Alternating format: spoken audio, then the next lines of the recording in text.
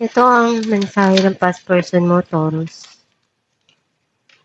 I regret lying to you. You speak to me through music.